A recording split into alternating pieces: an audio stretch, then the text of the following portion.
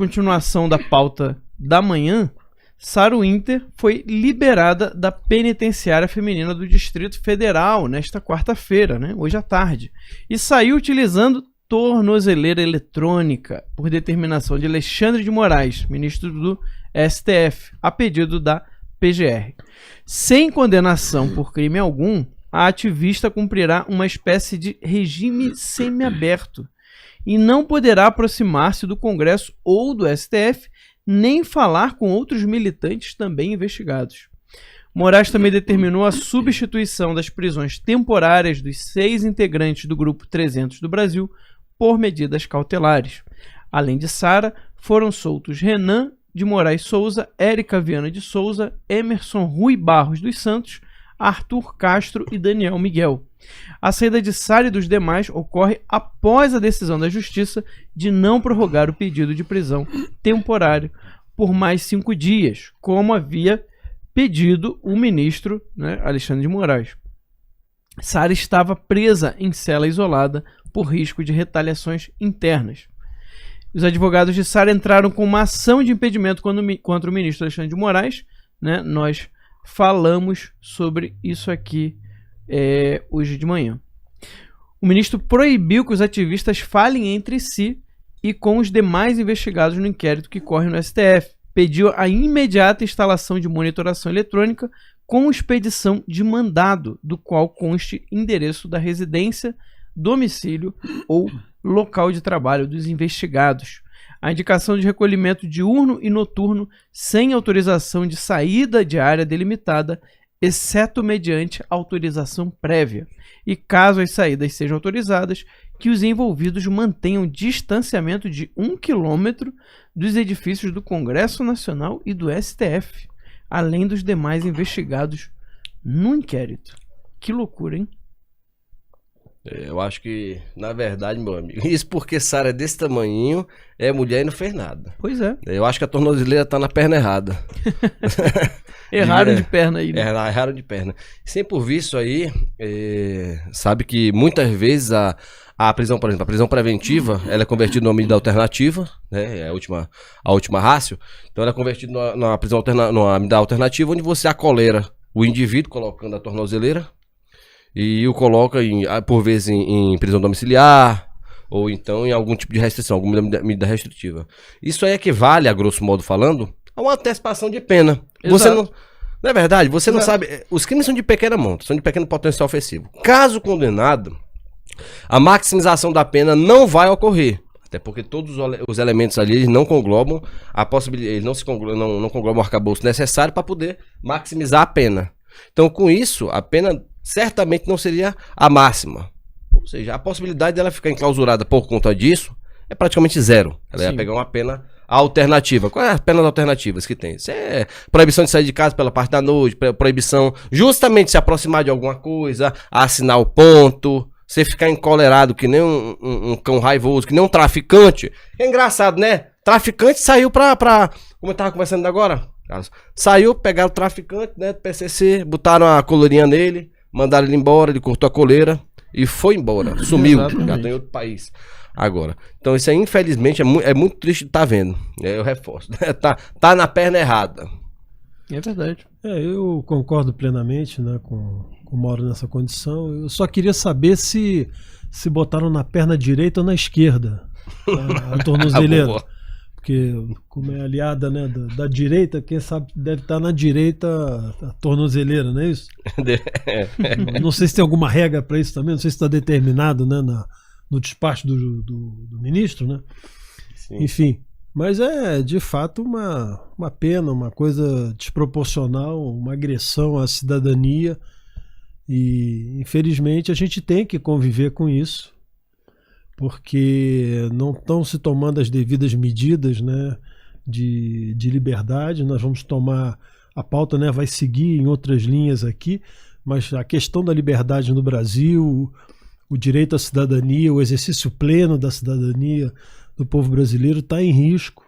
Isso é uma coisa muito, muito clara e é uma temática que a gente precisa tratar com muita sobriedade, para que também essas vozes hoje que têm canetas, elas não, vamos dizer assim, não passem a noite escrevendo uma série de medidas para restringir ainda mais a liberdade de outras pessoas, né?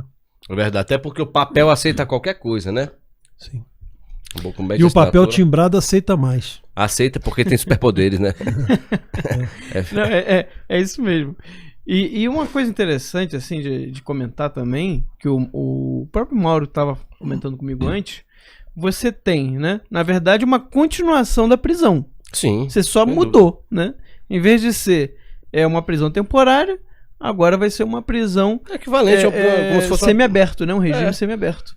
o equivalente. Ela tá fora o acolheramento, ela ainda tá impedida outra restritiva, não pode chegar perto do Congresso, do Senado, não sei o que.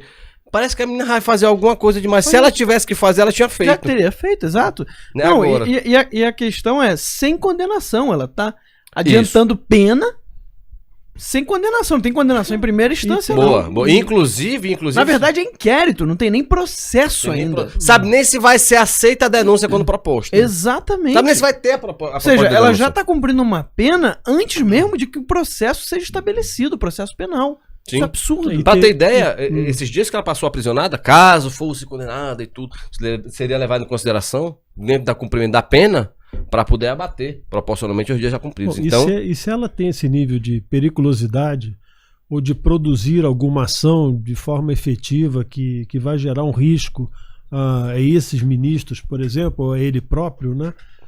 Ela deveria ter ficado presa, então. é verdade. Então é um negócio muito, muito pesado.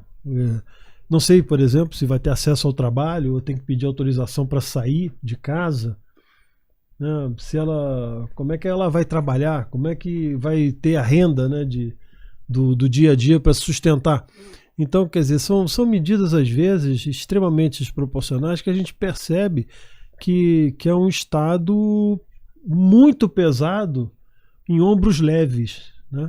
Às vezes as medidas que são adotadas para terceiros, a gente tem uma série de comparações aqui que a gente pode fazer, que o nível de periculosidade é altíssimo e que não estão com essas restrições de liberdade. Pessoas que roubaram bilhões do país, que aprofundaram a crise econômica, a gente repete isso de maneira constante, mas precisa de fato ser dito, tem um tratamento completamente diferente ou dispensado a vamos chamar assim, se fosse o caso até de primária, né? Sim. Que ela tem essa condição até, quer dizer, está sendo investigada. Então é uma desproporção, é um ataque à cidadania, total. É uma violação clara de direitos constitucionais e de prerrogativas do próprio cidadão em si, da liberdade. Então, enfim, eu diria que é lamentável. A gente tem um momento muito triste que o país vive, muito triste. E as pessoas, vamos dizer assim, de certa forma, usam expressões jocosas, né, fazem piadas, mas a gente precisa prestar atenção. Sim, porque esse passo, desculpa, Max, é só isso aqui, vai avançar daqui a pouco numa matéria que nós temos à frente que vamos dizer assim, que se consagra com todo esse contexto de fechamento da liberdade de expressão, né, que o Senado está tratando, né? Exatamente. E nessa questão aqui, o que eu fico impressionado é não ter uma reação de juristas, juízes, tá, instituições o mundo jurídico como um todo, né? Como um todo, né? Porque isso é uma desonra para o nosso direito. Isso é uma desonra para o judiciário. Você está criando uma aberração jurídica. Você tá acabando com direitos fundamentais das pessoas. Exatamente. Entendeu? Ou seja, tá pegando mal para todos. Não pode ficar calado. Cadê? Né? Teve um jurista aí que o Alan botou o vídeo, né? Ele falou verdades ali. Eu não sei o que mais que ele fala lá no canal dele, né? Ele usa, inclusive, o livro do Alexandre de Moraes para contradizer. Pra ir contra ele mesmo, exato. Então, assim, não, eu só digo assim, isso é o que a gente chama de são as decisões teratogênicas, né? Elas vêm de forma monstruosa, causando uma verdadeira aberração dentro do mundo jurídico. Sim. E a gente olha, é tão grave isso aí. Você imagine agora se de repente a Sara não é denunciada, ou se denunciado não é essa denúncia. E aí? E aí? Como é que fica? Os 10 dias da cadeia. Exatamente. Como é que fica? A mácula. O Estado vai dela. ter que... Sim, reparação. Aí você processa quando Pois é. ganhar. Sim, mas- Ainda vai pra precatório Exato. pra receber. Exato. Essa a gente sabe E aí como é que é. o que receber vai acabar só servindo só pra pagar os advogados. É verdade.